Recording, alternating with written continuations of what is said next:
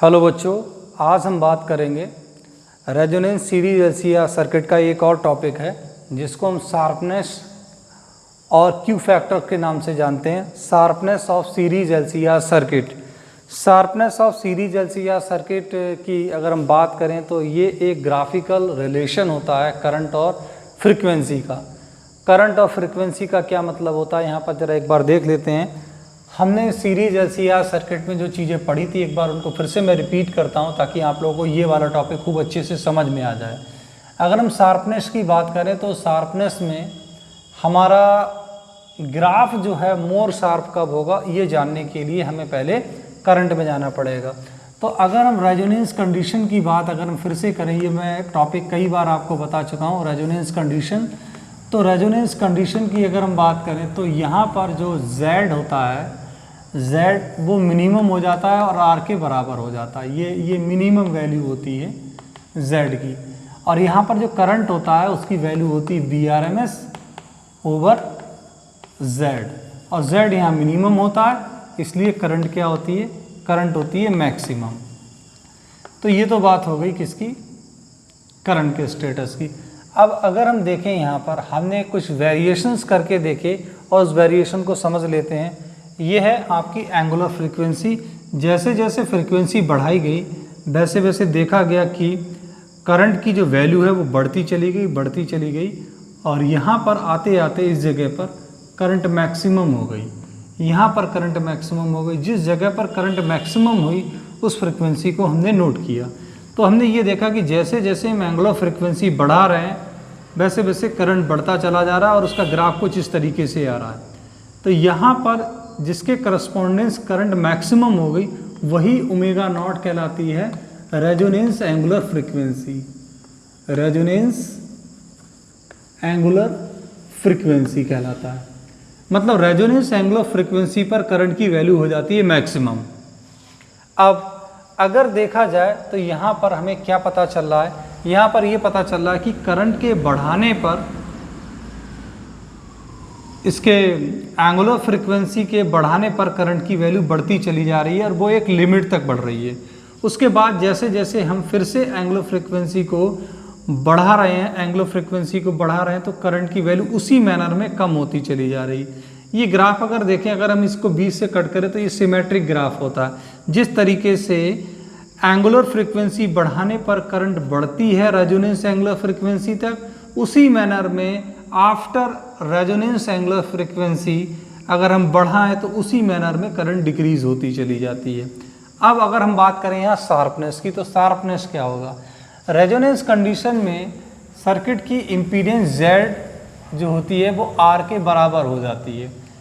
ऐसे series LCR circuit जिसमें मान लीजिए हमने 3 केस लिए।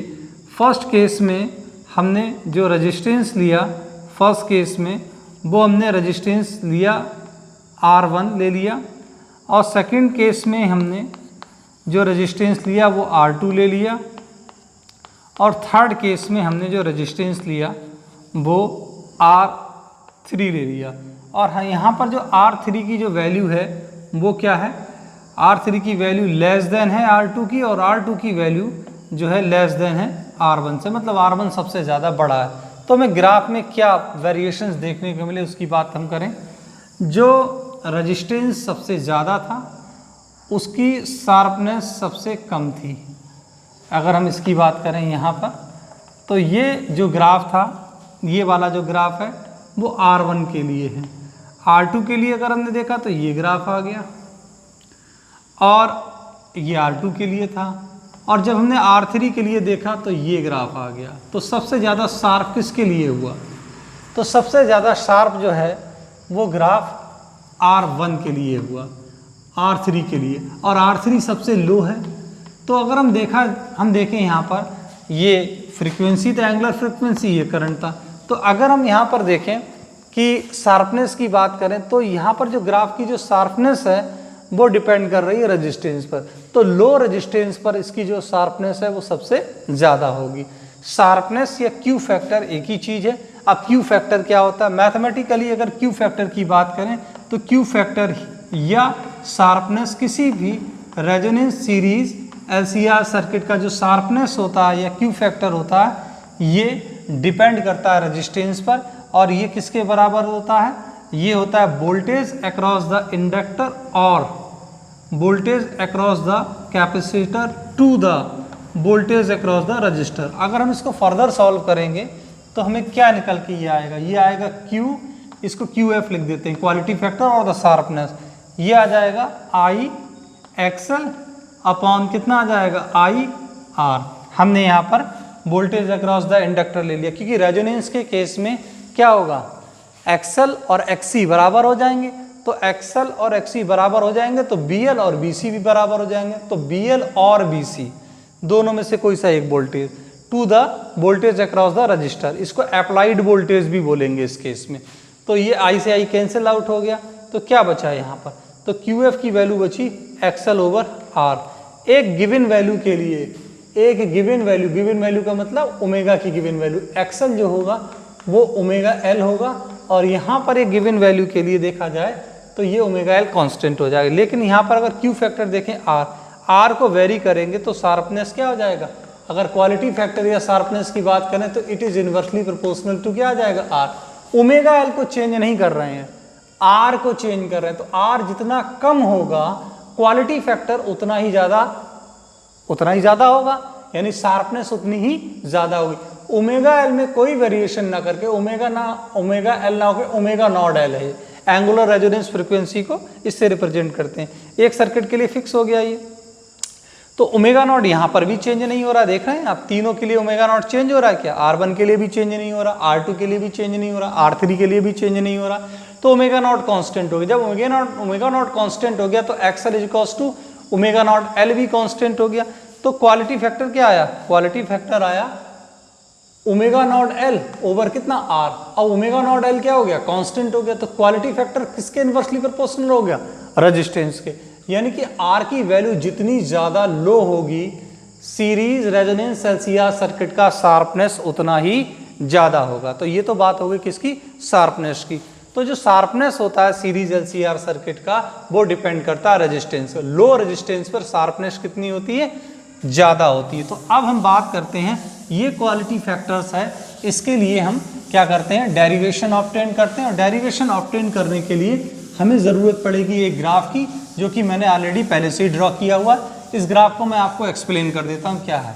ये डेरिवेशन थोड़ा सा लंबा है ये डेरिवेशन, तो इसके लिए हम थोड़ी सी जगह बना लेते हैं। अब देखिए, अभी हमने बताया कि सीरीज LCR सर्किट का जो शार्पनेस है वो शार्पनेस किस पर डिपेंड कर रहा है, उस शार्पनेस का फार्मूला क्या है।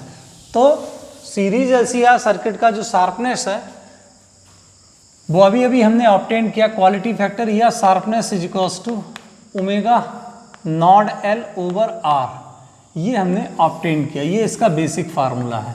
अब हमें इसका डेरिवेशन ऑब्टेन करना है, तो इसके लिए हम इस ग्राफ में आते हैं। ग्राफ एक बार मैं फिर बताता हूँ, जैसे जैसे एंगुलर फ्रीक्वेंसी को आप बढ़ाते चले जाएंगे वैसे वैसे करंट की वैल्यू बढ़ती चली जाएगी। अब ओमेगा की दो वैल्यू हैं, एक है ओमेगा 1 और एक है ओमेगा 2। ओमेगा 1 और ओमेगा 2 की दो ऐसी वैल्यू हैं जिस पर यहाँ पर जो करंट है वो IRMS के बराबर है। देख रहे हैं, यहाँ पर ओमेगा नॉट ये इस जगह पर इसके करस्पॉन्डेंस करंट कितना IRMS, और ओमेगा 2 के भी करस्पॉन्डेंस कितना है करंट IRMS के बराबर। तो ओमेगा 1 और ओमेगा 2 दो ऐसी फ्रीक्वेंसी हैं जिस पर करंट जो होती है वो सर्किट में IRMS वैल्यू के बराबर होती है। अब यहाँ पर अगर हम देखें, ओमेगा 1 और ओमेगा 2 के बीच का जो डिफरेंस होता है, यानी कि ओमेगा 2 माइनस ओमेगा 1, जो कि बोला जाएगा 2 डेल्टा ओमेगा, इसको हम बोलते हैं बैंडविड्थ। क्या बोलते हैं, बैंडविड्थ। तो बैंडविड्थ क्या होता है, ऐसी दो फ्रीक्वेंसी का डिफरेंस जिसमें सर्किट में करंट जो होती है वो IRMS करंट के बराबर रहे, तो उसको हम बोल देते हैं bandwidth. It is the difference between two angular frequency at which the current of series LCR circuit becomes equal to the IRMS value. ठीक है, तो omega 1 and omega 2 are two frequency at which the current in the circuit will be equal to the IRMS value, and omega not is the resonance angular frequency at which the current becomes maximum. ये चीज़ आपकी clear हो गई। अब अगर हम बात करें यहाँ पर सर्किट में IRMS वैल्यू की करंट की, तो IRMS वैल्यू ऑफ करंट, तो आपने पढ़ा है formula IRMS is equals to I0 upon √2। इसमें कोई नई बात नहीं, ये आप लोगों ने पढ़ रखा है। तो IRMS की वैल्यू क्या होगी? IRMS की वैल्यू सर्किट में जो भी आपने BRMS अप्लाई कर रखा होगा वो, और उसमें Z, ये इसकी वैल्यू हो गई, is equals to I0 upon √2। अगर हम I0 की बात करें तो I0 यहाँ पर क्या है? मैक्सिमम करंट है सर्किट में। क्या है? Maximum current. और मैक्सिमम करंट कहाँ पर हो रही है? रेजोनेंस में हो रही है, रेजोनेंस में। तो जो I मैक्सिमम है इसकी वैल्यू एग्जैक्टली देखा जाए तो किसके बराबर होती है? BRMS ओवर R के, क्योंकि Z R के बराबर हो जाता है। ये I मैक्सिमम है और I मैक्सिमम को ही हम I0 से रिप्रेजेंट कर देते हैं। तो यहाँ पर देखिएगा, अब हम इसको फर्दर अगर सॉल्व करें तो Z यहाँ पर कितना होगा? ये BRMS वैल्यू हो गई, BRMS ओवर Z की वैल्यू आप सबको पता है कितनी होती है? ओमेगा। अब हम देखिए IRMS है और IRMS पर फ्रिक्वेंसी हम ω2 ले रहे हैं, तो ये कितना? ω2L माइनस 1 अपॉन ω2C का square plus R square, right? ये हमने ले लिया। ये Z की वैल्यू हो गई is equals to I0 maximum current है और मैक्सिमम करंट की वैल्यू BRMS ओवर R के बराबर है, क्योंकि रेजोनेंस में करंट मैक्सिमम हो जाता है और I0 भी मैक्सिमम है। तो यहाँ पर इसकी वैल्यू कितनी हो जाएगी? ये आ जाएगी BRMS ओवर कितना? R, और ये √2 पहले से है। BRMS से BRMS कैंसिल आउट हो जाएगा। क्या बनेगा? ये बनेगा R √2 is equals to ω2L minus 1 upon ω2C का स्क्वायर प्लस कितना? R square. ये हमें ये इक्वेशन मिलेगा। अगर हम इसमें दोनों तरफ स्क्वायर करें तो क्या मिलेगा हमें?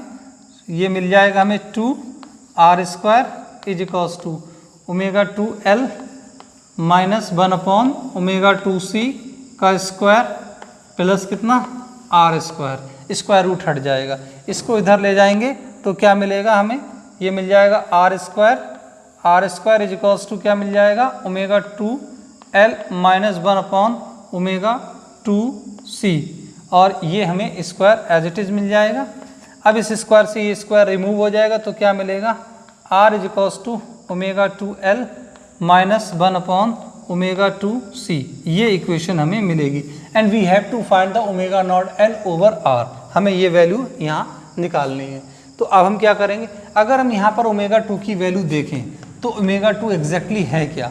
ω2 को अगर हम यहाँ पर सॉल्व करें, ω2 की वैल्यू कितनी होगी? ω0 प्लस डेल्टा ओमेगा। अगर हम ω2 की वैल्यू को यहाँ पर लिखें तो हमें क्या लिखना है? हमें लिखना है यहाँ पर ω0 प्लस डेल्टा ओमेगा। ये किसकी वैल्यू हो गई? ω2 की वैल्यू होगी। तो ω2 एग्जैक्टली अगर हम देखें तो ω2 है क्या? ω2 एक ऐसी फ्रिक्वेंसी है जहाँ पर सर्किट की करंट IRMS के वैल्यू के बराबर हो जाती है। और इसकी ग्राफ से अगर हम देखें ये ω2 है जो, और यहाँ पर डेल्टा, यहाँ पर ω0 है, इससे डेल्टा आगे और बढ़ गए तो ω2 की वैल्यू कितनी हो गई? ω2 की वैल्यू होगी ω0 प्लस डेल्टा ओमेगा। तो अब यहाँ पर हम वैल्यू प्लेस कर देते हैं तो ये आ जाएगा R इज इक्वल्स टू, इसको हम लिखते हैं ω0, ये आ जाएगा आपका कितना? ω0 प्लस डेल्टा ओमेगा, ये वैल्यू मिल गई, ये L रहा, और माइनस 1 अपॉन कितना? ω2, फिर से क्या लिखेंगे?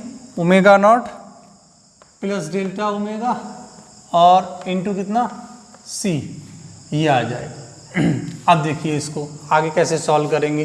तो यहाँ पर अगर हम देखें तो R ये रहा, मैंने यहाँ पर ω0 कॉमन कर लिया तो ये L आ जाएगा, और इसको मैंने लिखा यहाँ पर 1 plus delta omega upon L, ये आ गया, माइनस, अब मैंने नीचे से ω0 कॉमन कर लिया और C ये रहा, तो यह कितना बन जाएगा? 1 प्लस डेल्टा ओमेगा अपॉन कितना?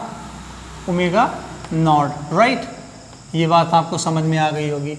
अब देखिए आगे अगर हम इसको सॉल्व करें तो यहाँ पर 1/ओमेगा0c बराबर हो जाएगा किसके, ओमेगा0l के, क्योंकि XC और XL आपस में बराबर होते हैं। इस हिसाब से R की वैल्यू क्या मिले, ओमेगा0l ये रहा, और इसको चलिए एक बार मैं और लिख देता हूँ, 1+Δω/L और माइनस 1/ओमेगा0c को मैं ओमेगा0l लिख देता हूँ, और ये बचेगा 1/1 क्या Δω/ओमेगा0, राइट। ओमेगा0l कॉमन हो जाएगा तो R इक्वल्स टू क्या बना, ओमेगा0l ये रहा, ब्रैकेट में 1+Δω/L ये रहा, माइनस इसको मैं ऊपर ले गया तो ये बन जाएगा 1+Δω/ओमेगा0, पावर -1 हो गया। इतना आपको शायद समझ में आ गया होगा। अब आगे R की वैल्यू कितनी आ जाएगी, ये ओमेगा0l ये रहा 1+Δω/, यहाँ पर ठीक है, कहाँ ये L नहीं होगा, यहाँ पर हमने ओमेगा0 कॉमन लिया है तो यहाँ ओमेगा0 होगा, सॉरी ये ओमेगा0 होगा, यहाँ पर भी ये ओमेगा0 होगा, ठीक है। तो 1+Δω/ओमेगा0 ये रहा, माइनस यहाँ कितना आ जाएगा, पावर यहाँ से बायनोमियल थ्योरम से ओपन करेंगे तो कितना आ जाएगा, ये आ जाएगा 1। अब इसको देखिए, ये आ जाएगा 1 -Δω/ओमेगा0, बायनोमियल थ्योरम से इसको खोल दिया तो R इक्वल्स टू कितना बना, ओमेगा0l, और ये आ जाएगा 1+Δω/ओमेगा0 -1+Δω/ओमेगा0, राइट। इससे ये कैंसिल आउट हो गया तो R/ओमेगा0l इज इक्वल्स टू क्या बनेगा, ये बनेगा 2Δω/ओमेगा0। इसको इन्वर्स कर लीजिए, जब आप इसको इन्वर्स करेंगे तो आपको क्या मिलेगा उसकी बात कर लेते हैं। तो आपको यहाँ पर जब आप इसको इन्वर्स कर लेंगे, जब आप इसको इन्वर्स करेंगे तो ये आ जाएगा ओमेगा0l/R इज इक्वल्स टू ओमेगा0/2Δω, 2Δω। ये क्या बन जाएगा, quality factor QF, this is a quality factor. तो quality factor is equals to कितना आ जाएगा, ओमेगा0, और ये कहलाएगा बैंडविड्थ। तो ये क्वालिटी फैक्टर का दूसरा फार्मूला मिल गया। एक फार्मूला ये है, this is a formula number 1। एक फार्मूला क्वालिटी फैक्टर का ये है जो कि किसी भी सीरीज रेजोनेंस एलसीआर सर्किट का क्वालिटी फैक्टर रेजिस्टेंस पर डिपेंड करता है, दूसरा उसका क्वालिटी फैक्टर इन दोनों चीज़ों पर भी डिपेंड करता है, एंगुलर रेजोनेंस फ्रीक्वेंसी और बैंडविड्थ पे। तो डियर स्टूडेंट, ये बात किसकी थी, ये बात थी क्वालिटी फैक्टर और sharpness of series LCR circuit. Sharpness जो होती बेसिकली रेजिस्टेंस पर डिपेंड करेगी, लो रेजिस्टेंस पर शार्पनेस कितनी होगी, ज़्यादा होगी। और यहाँ पर देखा जाए जितनी बैंडविड्थ कम होगी, जितनी बैंडविड्थ कम होगी क्वालिटी फैक्टर उतना ही क्या होगा, ज़्यादा होगा। क्यों, बैंडविड्थ ज़्यादा हो जाने से शार्पनेस कम हो जाएगी, और बैंडविड्थ अगर कम हो गई तो शार्पनेस यहाँ पर ज़्यादा हो जाएगी। तो dear student, I hope so आपको ये समझ में आ गया होगा। अब नेक्स्ट लेक्चर में हम लोग average power of AC circuit पर डिस्कशन करेंगे। Thank you so much.